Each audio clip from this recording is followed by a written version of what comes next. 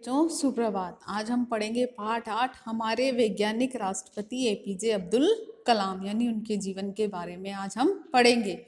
इस पाठ में भारत के प्रसिद्ध वैज्ञानिक और 12वें राष्ट्रपति एपीजे अब्दुल कलाम की जीवनी दी गई है और ये बताया गया कि भारत सरकार ने उन्हें पद्म भूषण, पद्म विभूषण, भारत रत्न जैसी अनेक उपाधियों से सम्मानित किया है। ये देश के भविष्य को उज्जवल बनाने में क्या रहे, निरंतर प्रयत्नशील रहे, यानी देश को आगे बढ़ाने में निरंतर प्रयत्नशील रहे हैं।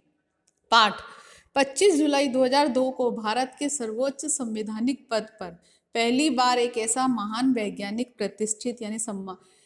प्रतिष्ठित हुआ जो भारतीय संस्कृति के मूल मंत्र वसुधैव कुटुंबकम के पक्षधर था, यानी कि पक्षधर यानी उसके पक्ष में था, यानी इस पूरी जो वसुधैव, ये पूरी पृथ्वी ही क्या है, मेरा संसार है। हमारे निवर्तमान राष्ट्रपति डॉक्टर एपीजे अब्दुल कलाम सुयोग्य वैज्ञानिक यानी वैज्ञानिक होने के साथ साथ एक चिंतक और एक सच्चे अच्छे इंसान भी थे और वे मिसाइल मैन के नाम से क्या थे, प्रसिद्ध थे। यानी एपीजे अब्दुल कलाम वैज्ञानिक होने के साथ साथ एक अच्छे इंसान भी थे।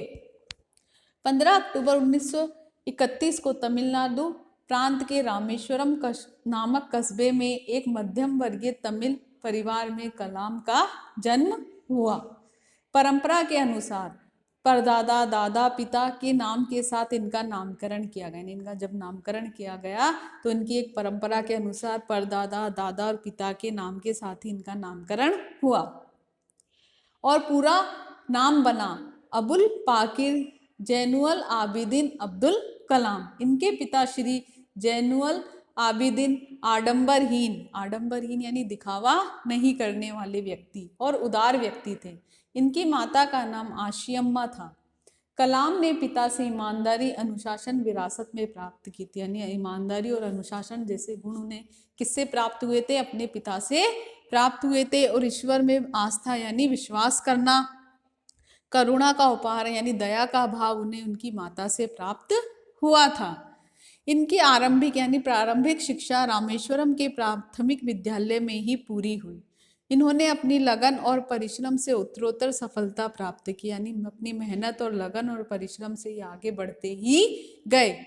कलाम ने पिता से आग्रह करके जिला मुख्यालय रामनाथपुरम के श्वाटर्ज हाई स्कूल में प्रवेश लिया। हाई स्कूल पास करके अब्दुल कलाम ने 1950 ईस्वी में तिरुचिरापल्ली के सेंट जोसेफ कॉलेज में दाखिला लिया। यानी हाई स्कूल पास करने के बाद वो तिरुचिरापल्ली के सेंट जोसेफ कॉलेज में उन्होंने दाखिला यानी एडमिशन लिया। यहाँ से कलाम ने 1954 में बीएससी की परीक्षा उत्तीर्ण की। अब्दुल कलाम इंजीनियर बनना चाहते थे, यानी वो क्या बनना चाहते थे, एक इंजीनियर बनना चाहते थे। इसलिए Madras institute of technology MIT में दाखिला यानी प्रवेश यानी एडमिशन लेकर उन्होंने 1958 में एरोनॉटिकल यानी वैमानिक इंजीनियरिंग में उपाधि प्राप्त की, विमान से संबंधित। सन 1958 में अब्दुल कलाम वैमानिक इंजीनियर बनने के बाद DTD&P में वरिष्ठ वैज्ञानिक सहायक पद पर नियुक्त हो गए। यद्यपि वे वायुसेना में जाना चाहते थे पर नियति ने उनके लिए कुछ और ही निश्चय किया था, यानी उनकी इच्छा तो क्या थी, वायुसेना में जाने की, लेकिन उनके भाग्य ने उनके लिए कुछ और ही सोच रखा था। DTD&P में उन्हें तकनीकी केंद्र में लगाया गया। यहाँ उन्होंने अपने एक सहयोगी डॉक्टर R वरदराजन के निर्देशन में एक पराध्वनिक लक्ष्य भेदी विमान सुपरसोनिक टारगेट एयरक्राफ्ट को डिजाइन करने में सफलता प्राप्त की। इस क्षेत्र में उन्होंने नई नई तकनीक की खोज की। बाद में कुछ समय एरोनॉटिकल डेवलपमेंट बेंगलोर में कार्य किया। यहाँ उन्होंने वैमानिक विकास प्रतिष्ठान ADE में स्वदेशी होवरक्राफ्ट को डिजाइन करने का काम दिया गया। इस कार्य